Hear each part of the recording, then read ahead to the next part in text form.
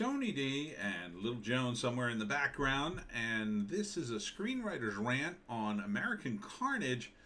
Very odd kind of horror movie mixed with some politics that don't quite ring true, and some music and a bunch of other elements. Smash like and subscribe. Thank you for smash liking and subscribing. Check out my books. Links in the description. Comedy horror in South Jersey. It's what? It's what? The Pineys, books 1 through 9. 9 is up. Book 9. Thank you. Anywho, all at Amazon.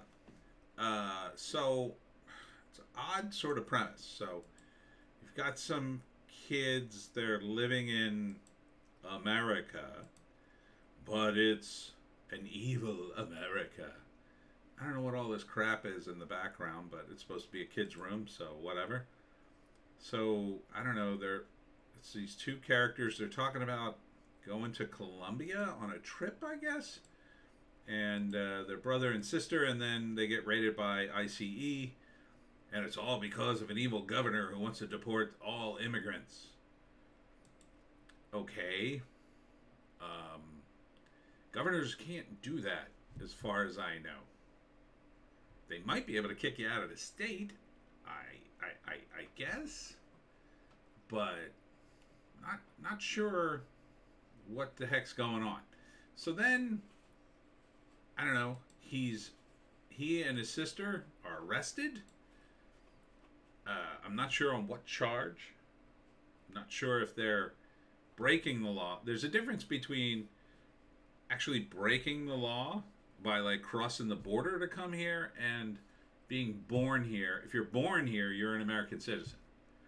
That's the law as it stands. Now, these kids don't look old enough to have crossed the border on their own, so they would be treated, I think, much differently unless they literally just crossed the border. So they tell them that in order to work off their debt to society and stay in America, they have to work at an old folks home. Okay?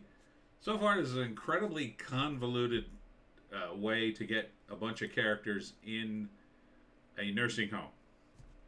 I think it would have been just easier to have a bunch of juvenile delinquents, and this is their sentence. They have to go work at the...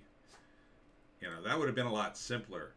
Weaving immigration into it by some evil governor was just like, I don't know where you're going. So anyhow, they go to work at the nursing home, and of course there's little shenanigans on the side because they're young. But there's something weird with the nursing home. This woman tries to warn him, and they immediately drug her.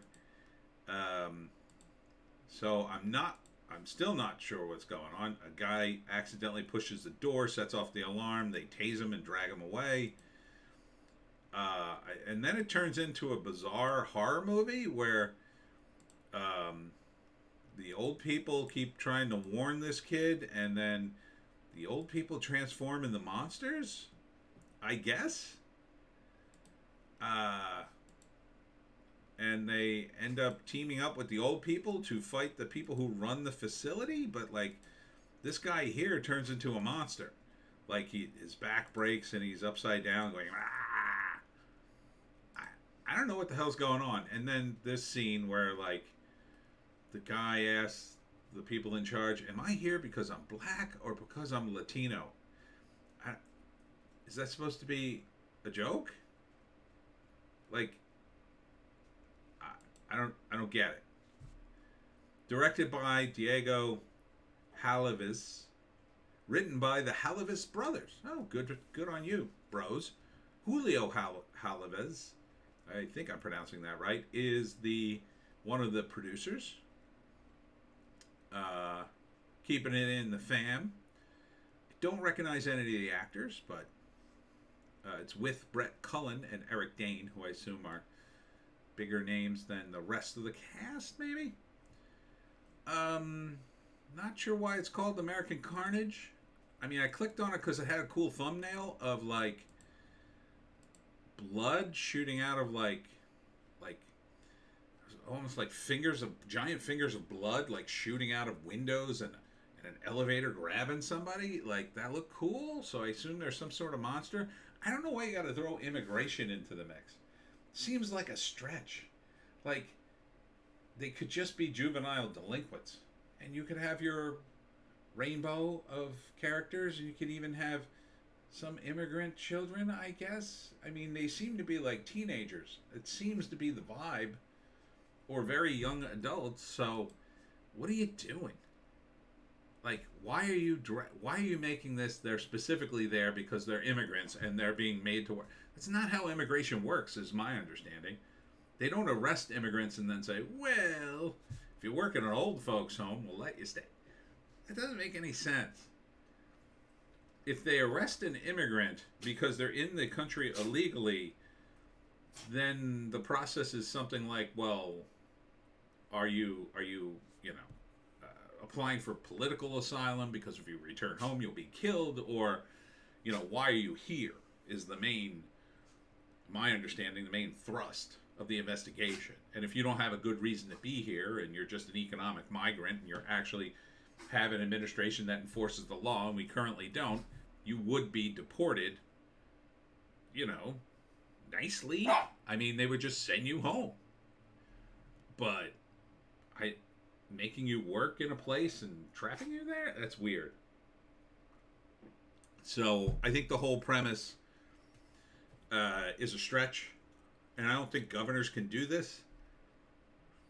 A governor could, however, make a bunch of juvenile delinquents work at a nursing home, which turns out to be a haven for some sort of supernatural horror. That would make sense. That would make a lot more sense. And you could also you could loosely tie in the immigration issues somehow. You could just make the governor racist, I guess. But it seems a lot of ham-fisted political stuff for no reason. I'm not really interested in that.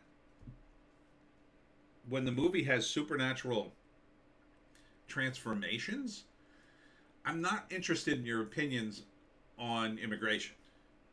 Like, ooh, what does the vampire think about the wall? Ooh, does the werewolf have an opinion about asylum seekers? Like, we don't need that in a horror movie. It's about being scared, and I get it. Maybe it's supposed to be lighter than that, like horror comedy. Well, how about making it funny? Okay? How about making it funny rather than, like, about race and, like, immigration? Oh, ha ha ha, everybody's racist but us. The rest of the world is pretty racist outside the United States. The Chinese are pretty racist. I would say that if you had to rate racism in on a 1 to 10 scale, I think the Chinese are at about a 9.5. They're pretty damn racist. So I that shouldn't be in this movie because it doesn't further the story, and the story seems to be about some kind of horror story with old people. I'm not sure if maybe they turned into zombies at one point. This guy's biting people's arms. Now that could be he's just crazy. I don't know who these people are. I don't know. This movie seems off. Except for this final scene. See, this guy's backing away. See, watch. Oh, they don't show it. Wait, I didn't go far enough. Yeah, see this guy, like his back is all twisted up, and he's like, doing a crab walk. That's kind of cool. I mean, it's sort of a standard horror movie thing now, but is he possessed? What's his deal? Like that's what I would expect from a horror movie. Regardless of, oh, well, this guy's an immigrant. That makes it scarier? I mean, I don't care. Who the hell cares if he's an immigrant? How does that make him scarier? If you had a movie about, I think there's a vampire movie I did a trailer about where there was vampires amongst the, amongst the border crossers. Like the vampires were attacking the border crossers. Like that is a movie where immigration can impact a horror movie.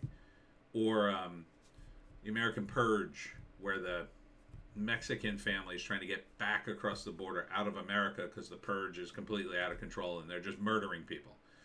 That one didn't look very good, but I mean, at least it made sense to talk about immigration in that movie. Doesn't make any sense to talk about it here. It's like let's drive all the way over to immigration issue just to get it in the movie, and then, oh yeah, by the way, be scared. You know, so I have to say no on this one. I wouldn't see this. I don't like these ham-fisted, takes on politics in my horror movies. Either be scary, be funny and scary, or be gone. And that's, let's do the 3-act breakdown, I guess. Okay, so obviously they're happy immigrants, and then until ICE arrests them, and then they go to jail, and then they cut a deal because it's so terrible to work in the old folks' home. And that's the end of Act 1. They go to the old folks' home. They get to the old folks' home. The food is terrible. They're doing all this work. They're complaining about it, but they're hooking up, I guess. But there's something wrong with the old folks. They're trying to tell people stuff. They keep getting drugged. Something weird about the place. Weird things keep happening. And eventually it escalates all throughout Act 2. Here it is. Here's the blood creature, whatever the hell it is. I don't even know what this is. Is this a dream? Looks like bad CGI. So there's monsters in the old folks' home. The old folks, I don't know, are they some of the old folks are monsters, and they have to fight the staff, which leads me to believe, like, okay, you have a staff, and you have the kids, like, what does staff do? They're just there to watch the kids. Why don't the staff do the things you hired the kids to do? I don't get it. So you had to hire a bunch of guys to watch the kids that you wanted to do the work. It seems like you're not saving any money, but it is a government program, so. And then, it just escalates, and by the end of the movie, they're fighting the monsters. This guy dies, and I guess he turns into some sort of beast, and then, I don't know, this weird end scene where they're trying to do a joke. So American Carnage, also weirdly named. Like, this is the name I'd name the movie, like The Purge. This could be another name for The Purge, American Carnage. Is this why you're doing the immigration thing? Aha, this is all about America. It doesn't feel like it is. It doesn't feel like it is, because a movie about America and how terrible it is would be too big for a movie, essentially. But you could do some sort of metaphor. This doesn't seem like a very good one to me. Nah. Okay, that's it for me, Tony D. Little Joan. Check us out on Odysee, Bitchute, and Rumble for our more base takes, including a Hollywoke hot take and a news blast. Oh, and we did a live stream today. We'll be doing the live stream next week, possibly on Saturday. Sunday I'll be out. And we'll see you in the next one.